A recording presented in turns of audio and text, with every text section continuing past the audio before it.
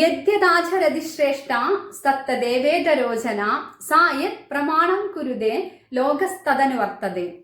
ഭഗവത്ഗീത 3-ാം അധ്യായം കർമ്മയോഗത്തിലെ 21-ാമത്തെ ശ്ലോകമാണിത്.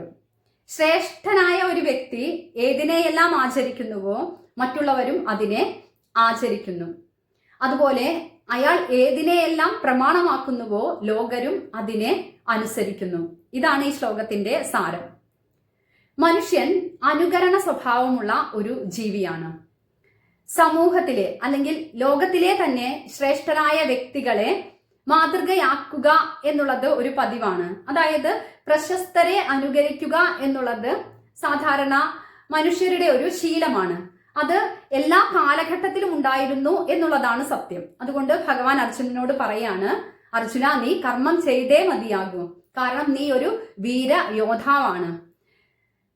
നീ ശുഷ്കാന്തിയോടെ കർമ്മം ചെയ്തില്ലെങ്കിൽ മറ്റുള്ളവരും ഈ മോശപ്പെട്ട മാതൃക പിന്തുടർന്ന് കർമ്മവിമുഖരാകാനും പിന്നീട് പൊതുവെയുള്ള ഒരു സാംസ്കാരിക തകർച്ചയുണ്ടാകാനും സാധ്യതയുണ്ട്. അതുകൊണ്ട് നീ ആലസ്യം വെടിഞ്ഞ് ഊർജ്ജസ്വലതയോടെ കർമ്മം ചെയ്യൂ എന്നാണ് ഭഗവാൻ ആവശ്യപ്പെടുന്നത്. അതിന് വിമുക്തനായിരുന്നിട്ട് കൂടി ഭഗവാന്റെ ജീവിതം തന്നെ അതിനൊരു മാതൃകയാണ്.